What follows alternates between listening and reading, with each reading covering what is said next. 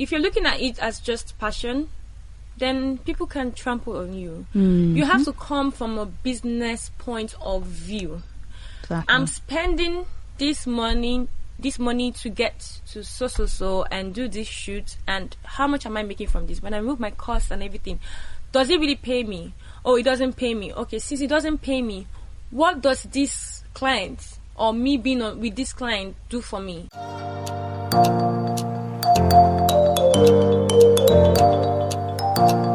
Welcome to Africa Business Radio. I am Nonso Mordi. Today we're going to the fashion industry and we're talking about those who work with consumer brands, fashion designers, photographers and artists to advertise a wide array of products. Now, if you're thinking what I am thinking, then yes, you're right. We're talking about models, and we're not just talking about the glitz and glam, but also nurturing the psychological welfare of models. To discuss this with me is someone I would like to refer to as iconic and a force to reckon with. Now, she is an international supermodel who is living the life of her childhood dreams.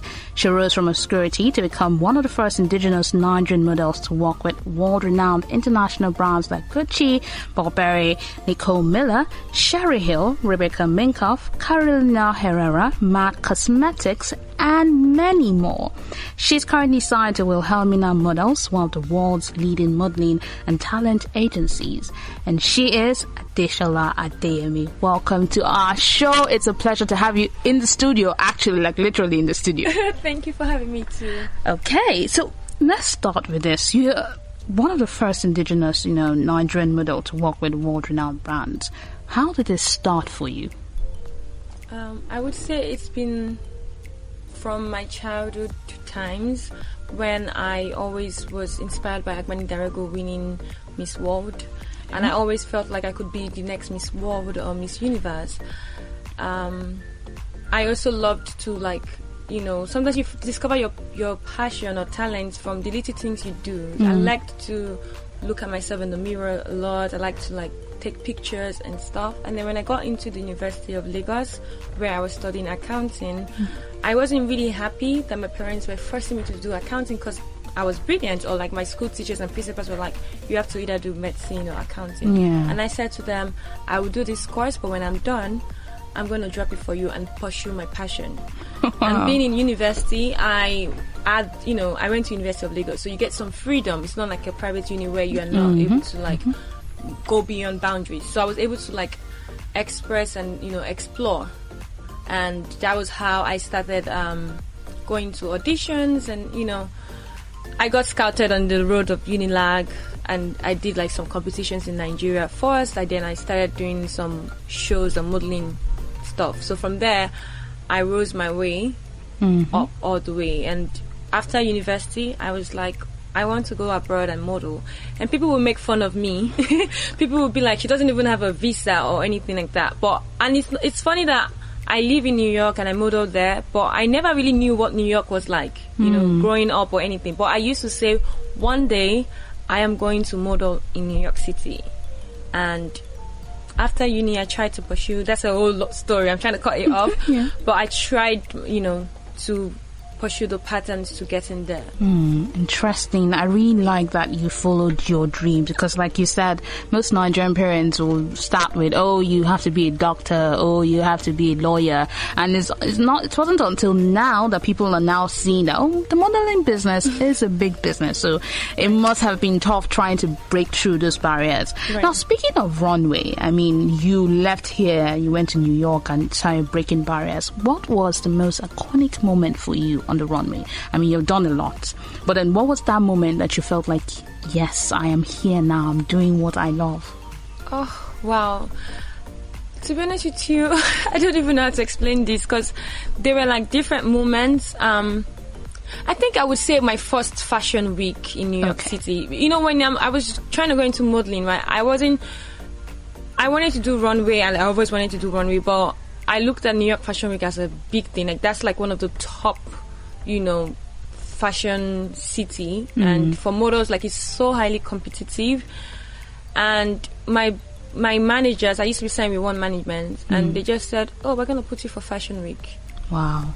And it was surreal. It was just, you know, when you're in something and you're not even believing it, and you're just doing whatever, and then when it was real to me was when I started going to auditions and castings, because it's not like it was quite different from how it was in Lagos, where you're booked for the fashion week, maybe Lagos Fashion Week, and then you are going to work with some of the designers, right? Here you're casting for all designers. Wow. You're casting for all designers, even though so the fact that they say you're doing, they're putting you for New York Fashion Week doesn't mean you're going to book any show.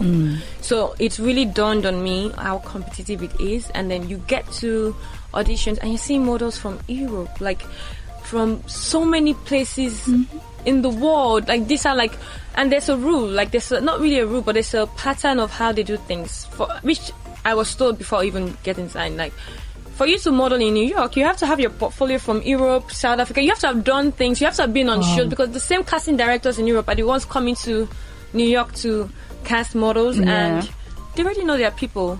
So me now coming in, and I was so clueless, basically. And I think that really like dawned on me.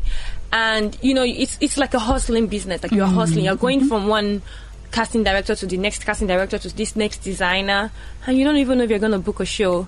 And it's not really a nice industry where everyone is really nice to you. So it's when you're booking a show that your bookers are going to be like, hey love, how are you doing today? You just booked this show. And when you're not, you know, it's a different thing. So you have like the ups and downs. And when I booked one of my first shows, I think it was Nicole Miller. I did several shows for the week, like for the fashion week.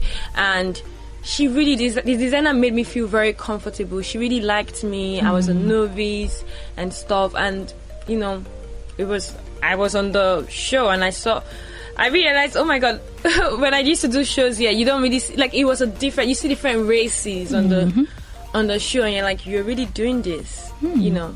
So fantastic. I mean, that must have really been, you know, a moment that you can never forget. Right. Now, let's talk about modeling now. How much has modeling put Nigerians on the map when it comes to fashion industry? How much has it exposed us and, you know, broken through barriers that we felt before that we can't go through? Okay. Thank you. It has actually brought so much, like, exposure. I would say like a vast, like big exposure to models in Nigeria, basically, because there were times where it was so limited, the kind of models that they want, but because of we're in the era where diversity is being, you know, spoken about, and like, you know, there's so much activism about diversity. It has actually, and you know, Nigeria is also a place where you have diverse people. We are like, I think even scientifically we have like different genes, pool of genes that makes us really, really like distinct from each other, and we can look like, you know, you could see someone and not think that they're Nigerians. Modeling has actually brought that exposure to us. So you see a lot of Nigerian models who would look mixed, who would look with different sort of hair texture, skin type and stuff, and we are all like, they're placing us right now. Like, we're getting that exposure as well. Yeah, amazing. I mean, I do agree with you on that, because the rate at which you be watching the fashion show and you see a Nigerian and you're like, oh wow. Right. So that's nice. Now let's talk about the challenges. You know, like I said earlier, modeling is not just about the cameras, you know, the glitz, the glamour, the challenges to it. And you touched on a little of it when we were talking about your story. Now, with you, how was it when you were, let's look at Nigeria now, because you first started off here before going there. So what were the challenges you faced here? Aside, I know you spoke about the parent factor, them not, you know, really believing in that modeling dream. But aside them, what are the things like in terms of agencies and the rest? I faced couple of challenges. I would say like the stigma of being a model. So when I was modeling here, there's this stigma like models were prostitutes or I agree, drug addicts or you know, like wayward people basically. And that was really like a tough one, where I had to make a conscious decision that even though I'm not this kind of stereotype, I would make sure that I do not fall, and then people around me as well, I can always like be more outspoken to let them know that this is not how, you know, models should be, or the fact that also the challenge of not making so much money. And then while I was in school, I used modeling as a means of income to, support myself. And from there, you see like, okay, we're not really paid so well. And then that makes people not to also respect models on set. And that was one thing that I think triggered me in the industry in Nigeria, where I became very, very outspoken. I don't care what clients I'm working with. Everyone is a human, everyone is human. So you shouldn't talk down on models. Like you would see like other creatives also speaking to models anyhow. Or sometimes it's not even to me. They would do it to my colleagues, and I'm like, no, this is wrong. So those were some challenges that actually could have actually made me feel so low and be like, I'm quitting this. But I still said to myself, there's more to this. Being a model made me also realize that I can be a role model to lots of people. I always want to be the, hope for the hopeless, basically. Looking at my story, looking at how I was also struggling. And, it's a glamorous business where people don't really know what you're going through. They just see you on photo, on TV, and they don't really know what it is inside. And that's why I really picked on modeling, where I can use the opportunity to speak up and to also, understand people's our struggles, basically. Yes. I totally agree with you because, I know someone who is in business right now and she's really been struggling a lot because I'm picking up on the agents now. Some people will call you for shoots and they exploit you when it comes to time. You're supposed to stay from this time to this time. And then they agree to pay you the certain amount, and then they keep you for so long. Yes. And they don't even talk about it. And when you complain, they're like, oh yeah, it's happened to me several times. And remember, I was in a school where I was studying accounting, so it wasn't a place where you can just leave class or leave school anyhow. There are times but because of my passion for modeling, there are times I would have a test like in next 1 hour, and I'm going on a set, and because they've told me a certain time, and then I still remember some bad experiences I had where I literally was telling the clients, I'm sorry, I had a call time of maybe 7 a.m. and I was there, and 12 o'clock I did not start shooting me, and then one other girl came in who claims to be a model but not really a professional model, but she was quite maybe trending or something, and then they started focusing on her, and she really came late. And I felt really unhappy because I told them I had a test. I was literally reading on set. Wow. And then I felt, so I had to speak up. I had to call my managers, and my manager was like, okay, calm down. We're going to talk to them, and stuff. And then when I now went on set shooting, the lady now wanted to start trying to she saw that I was really good, and she started wanting to be friendly. And why? Because you don't treat people, you didn't even offer me food or anything like that. And I really feel bad and I hope that models right now are not still going through that, because your time comes. Like abroad, when I'm working, once it's past my, call time to leave, time is counting. You're paying me per hour. I don't even care how close me and my clients are. I'm always very relaxed because I know I'm getting more money. But here, you speak up, they even think that you're rude. They also think that make you feel like, why are you even talking? We booked you for this job, and for peanuts. I like that you said peanuts, because peanuts. That just literally gets me pissed, because you're giving me something so small and you expect me to sacrifice my time, everything, and they expect you to still smile. They expect you to still, and then they want to boss you around. So that was one thing that you couldn't do with me. You could do it with other models. I would, because I would tell you that I'm leaving the shoots. If you cannot respect me, I would leave the shoots for you. And I there were times that I did that. Or there was a time a client made me stay till past 12. Wow. And then you're releasing me, telling me to use the bus to go back to school. Really? I felt like that was heartless. And I had to speak up. That's terrible. So sometimes speaking up as well, because I think that when you don't create boundaries for yourself, people will keep on pushing and stepping. Because even though I did speak up, and people could say, oh, why would she have that? She has the audacity. They always say that about me. She has audacity. She has this, she has that. it doesn't stop my relationship with them, because you know what, you get respected in the long run. And then if you see me now, like, I mean, you can also see what I've achieved over time. You, like, most of those clients, when I even bump into them, it's like, oh my god, and in my head I'm like, I remember you for the nasty things you did. But I still have to pretend. I'm like, oh yeah, oh hi. Yeah, I get it. I mean, I love that, you stood your ground and you said, oh, this is what I want and this is what I'm going to go for. Because I mean, if you had not done this, who knows what would have happened now. Now, speaking of bad agencies, now, let me not say bad, but then, most people will say they don't want to join an agency because they feel like they get cheated, and they're not entirely wrong. I don't know about that, but here they're not entirely wrong. So you see most models freelancing, but even that is not so.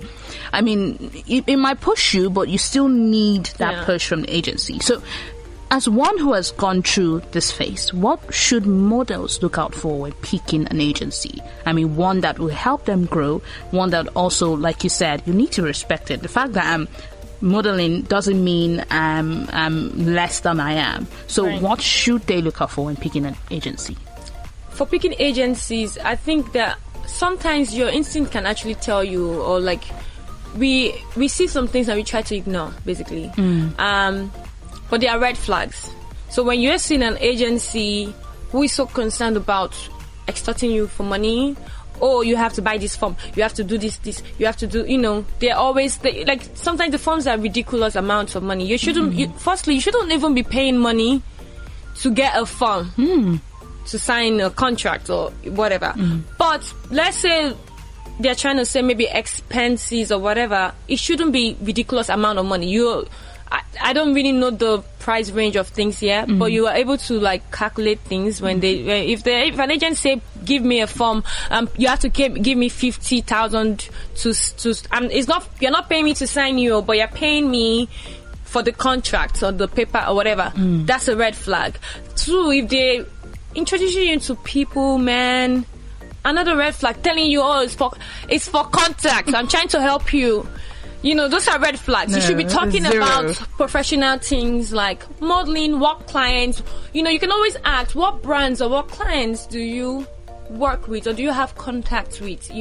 Because being a freelance model, especially in Nigeria, is going to be very tough. Like, except you're like, very, what's the word to use?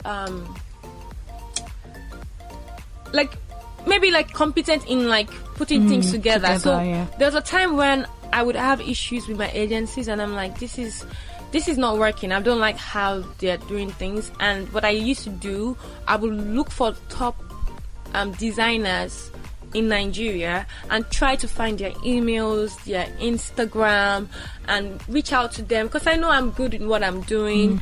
And so if you're gonna be a freelance model, that's the work, like you're gonna be taking up the work of your agents, basically. And most people would say that it's easy for me to say I'm an agent and just look for slim girls and say I have an agency, I have a model, and then you are now joining the hustle, and then of course they're gonna put you into meeting men, or because to be honest with you, modeling is not about meeting people or sleeping with people. There's a lot beyond. You have to have something that drives your passion. What exactly do you really stand for? And that's really what's going to help you. Then you also have to know how to network.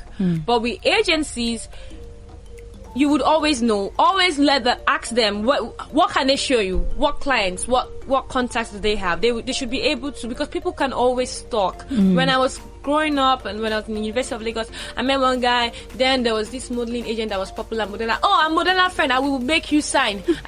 People would say things just to get you. Yes. So you have to look at the inner motives of these things. And the same goes to like even pageantry or modeling competitions, because I see how people take, and it hurts my soul, but I'm not in Nigeria, so I can't really do much. I see how people take advantage of models or upcoming models through saying they're having competition and stuff, and they are making them go in a different direction, or they give you so much promises and nothing happens. So do your research as well. I did my own research, and one of the ways I also got into the US, I also did research towards like the US, I had some contacts, and then one of the first clients I worked with, I reached out to her on Instagram. And she liked me. She liked my approach, and she says, "Come in." And then she even, paid me and stuff like that. Like, so don't be lazy. I feel like sometimes I see people come to my emails or DM, "Hi, I want to model. I saw you in this. Please come and help me." And I'm like, that wasn't what I did to people. If that was what I was doing, it would have been easy. I had to go to several, even booking agent, like getting an agency to sign me. I used to say people most of the time, agencies scout models. I scouted my agencies. Wow. And I'm proud of that. Now. Yeah, it's a reverse. I went with a mission. But if you have something driving your passion, don't say because you are beautiful and you're tall, you're a model. It's beyond that, because if you just click on that, you're not gonna do so well. People say, when you're in your 20s or late 20s, you can't really get signed in the modeling industry abroad or whatever. But look at me. I'm doing it. I got signed even when age was like, oh my gosh, you're not young anymore. I am doing it, but I had a drive. And that's why I can't help you to decide what your drive is. You are the one that would figure that out. Even if it's for you to make money on the side, have a drive.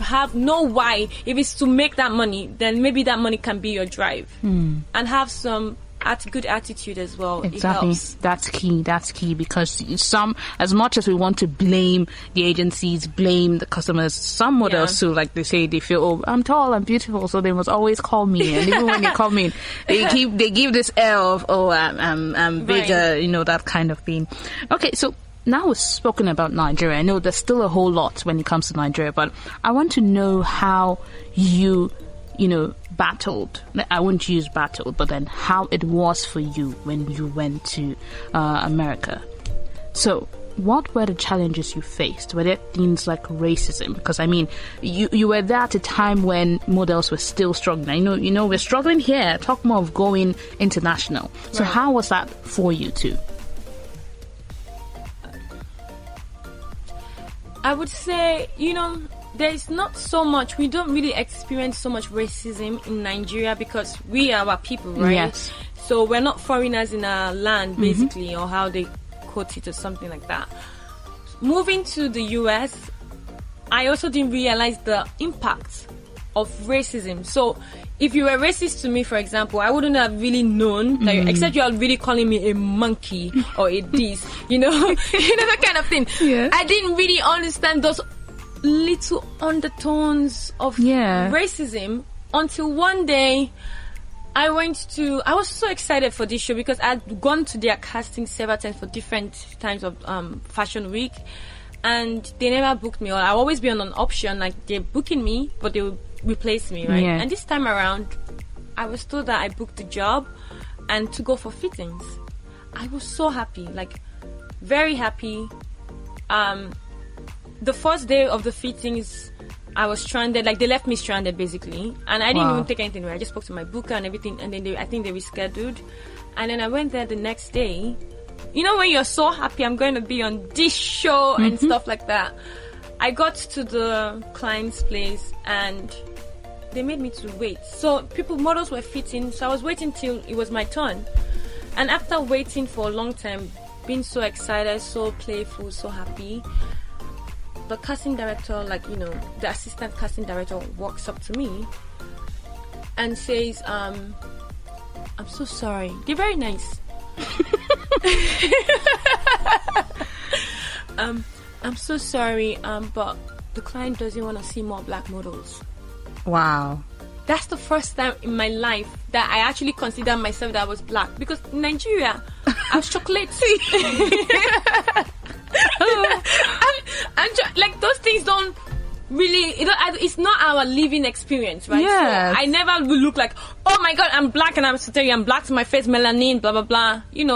We have different shades of color. Yeah. So when the lady said that to me, that the clients, she was really polite. I'm really sorry, but the clients doesn't want to see any more black models.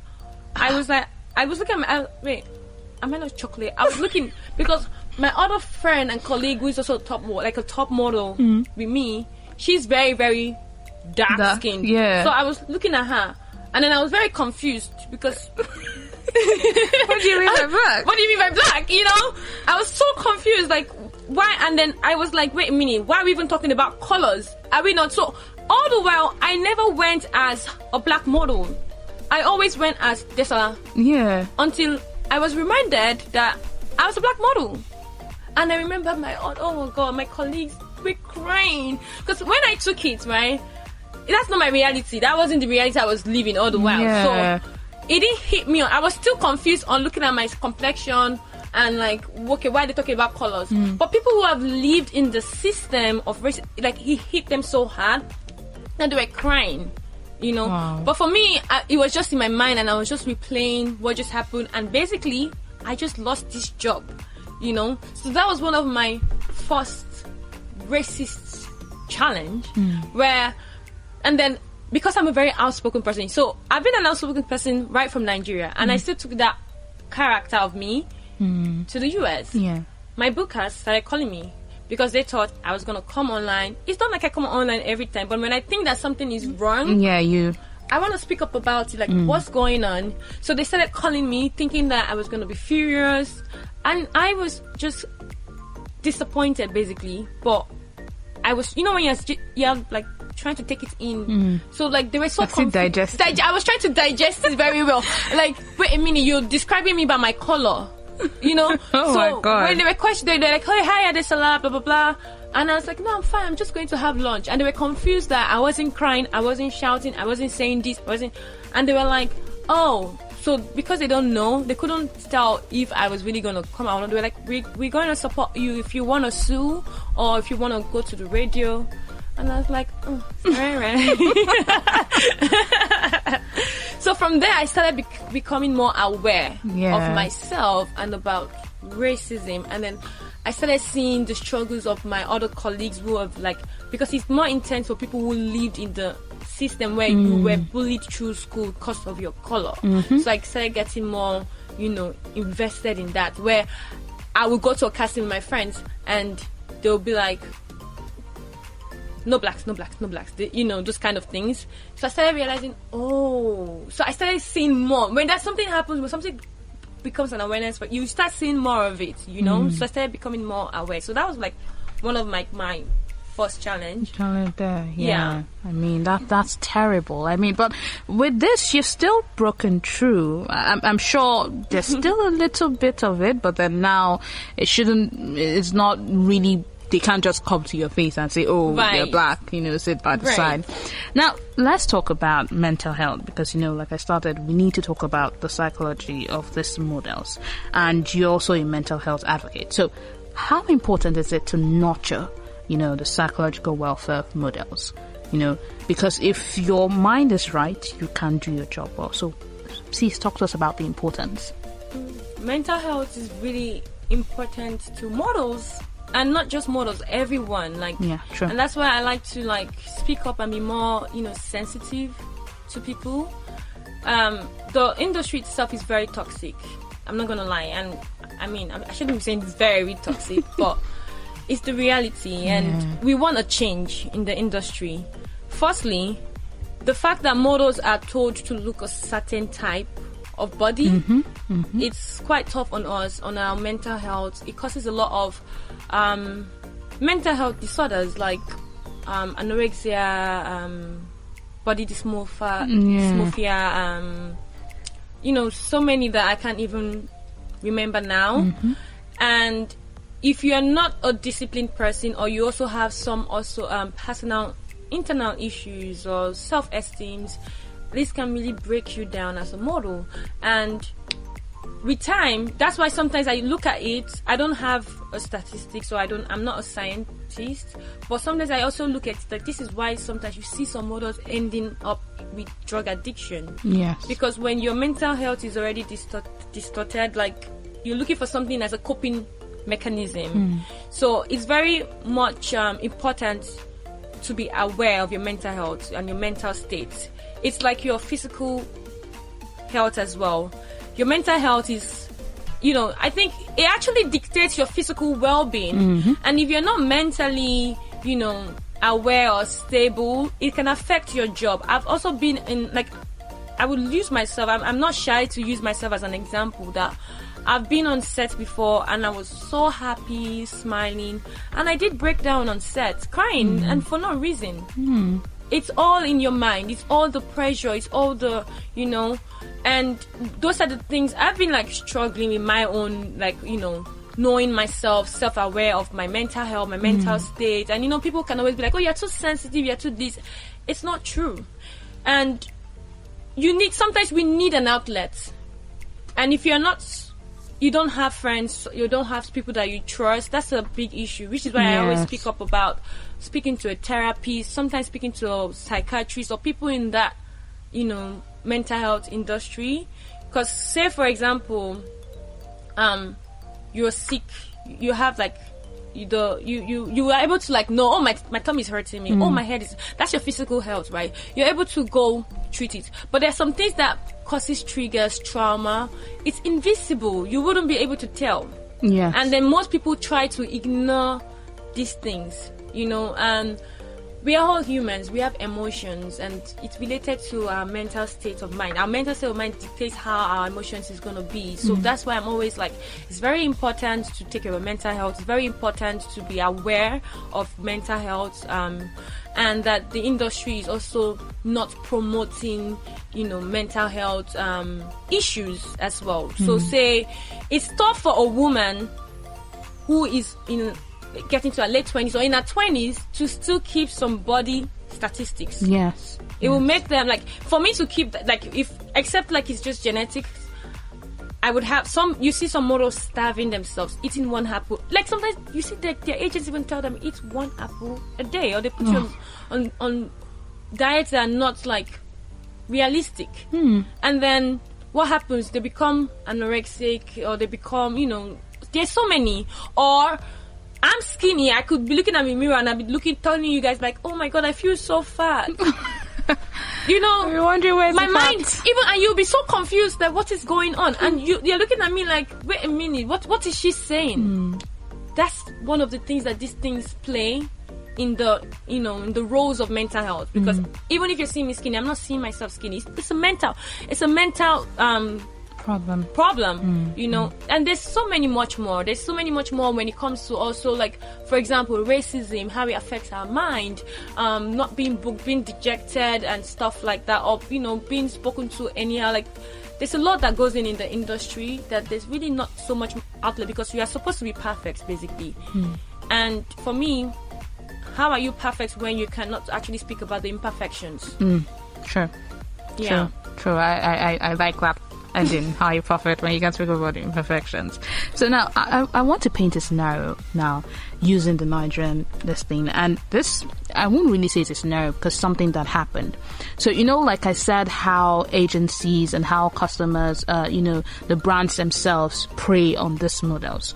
So imagine a fact where you're a young model, you're just starting, and this person, she's hustling, like you said, to get booked and busy. Now, let's start with face modeling, because most people usually start with most people start with face before they graduate to clothes and then runway. And then this person in question, the makeup artist she was working with, at first when they started, said, oh, let's do this, I'm just meeting you for the first time, let's just pick this amount, later it will increase. And then she goes for the first shoot, she wastes a lot of time. The second time too, she uses her for 2 looks, she wastes a lot of time. All the while she's advising her on how, you need to shine your eyes in this modeling business, you need to chat them this, they chat per hour, and this and that. And then the last straw that broke camel's back is she went for this shoot, she was expecting this particular amount, only for her to pay her peanuts after using her for the whole of the day, like she came back late.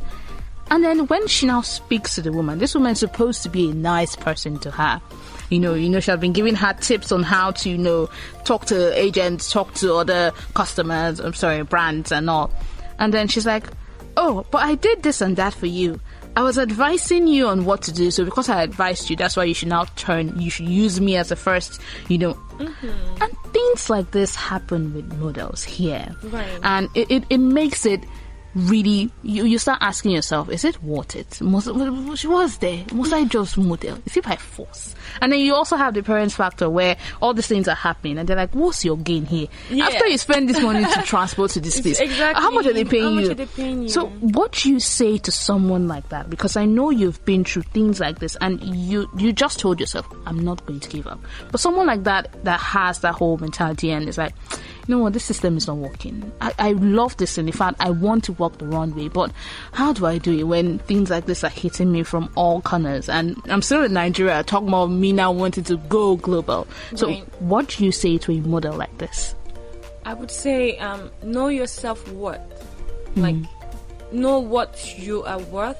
And when you do that, you're able to now state the sort of boundaries you want to keep. Because, firstly, if you're looking at it as just passion, then people can trample on you. You have to come from a business point of view.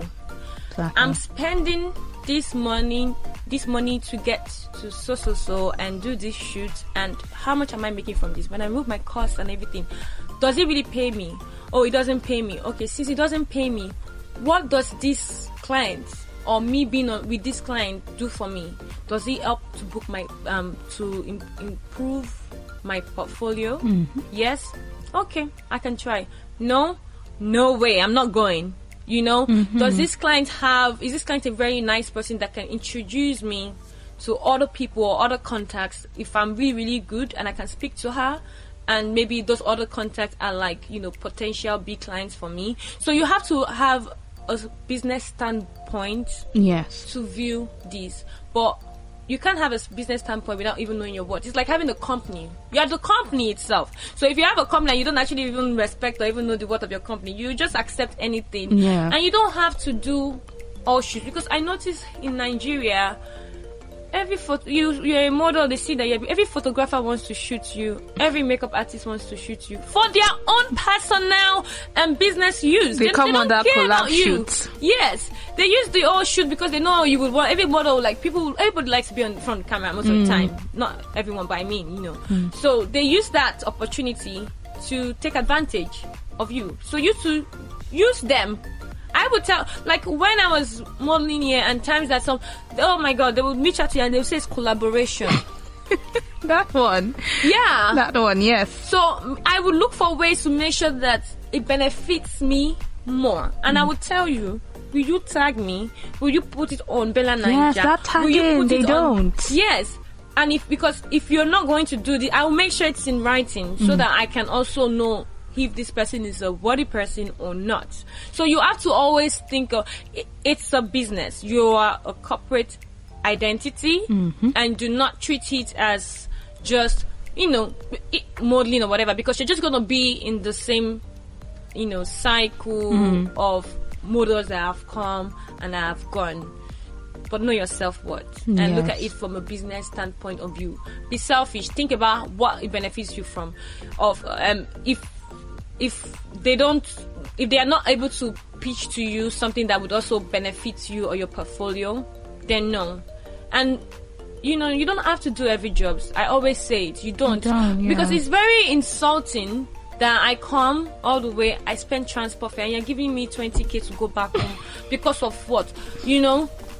If I want to do this thing, if I want exposure, I know where I want to go to. Yeah, I know where to go to for exposure. And it's a common thing, because there was a time I came to Nigeria like 2 years ago, and I'm quite a very friendly person. Like I'm free with everyone. And this lady saw me. She's a makeup artist, and then she's like, "Oh my God, you're so beautiful. You're a model, right?" And I was like, yeah. I didn't say anything like, oh, we're a model or anything. And then she's like, okay, let me get your number. I want to use you for a shoot. She's a makeup artist. I want to use your face for a shoot and all. And I was like, can you imagine? This is what you do. They don't take it as a business. No, they don't. So you have to make sure that you're putting it out as a business, and people respect you. Yeah. Let them leave you alone let them leave you.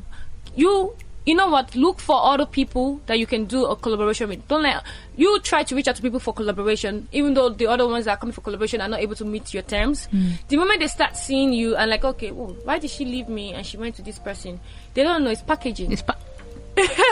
I like that you said that, because these people, the way, you know what struck me too, there was a day I was there too in this whole setting, and one of these makeup artists, they were using a friend of mine, and they were talking about another model, and they're like, oh, I can't even use that girl. How many people have faced everywhere? No. They have used her so much, So they don't place value. You're now like right. You get, they make you so they're like, oh, they have used you so much. How much are they even paying? All these ones, they're looking for exposure. Just tell them like 10K, they will pick it. So there's a whole lot to this industry, and I like that you were so honest about the fact that yes, it's all glamorous, you're reaping the benefits, but at the same time, there's still some really toxic part of it. Right. And honestly, I'm so inspired by your story, and I really hope that those models listening to would know that, okay, yes, you want to achieve this dream, yes, but you need to also have self-worth, and you need to also start putting yourself out there and stop looking for people to, stop waiting for people to carry you in terms of hustle too as well. So thank you so much, Adesola, for coming on the show. I mean, it's amazing having you here in the studio and talking to you. I mean, I love the fact that you haven't let go of that resilience that you held on to. So kudos to you on that. Thank you so much. All right. That was Adeyemi Adesola, international supermodel and mental health advocate. More coming your way. Stay tuned for more.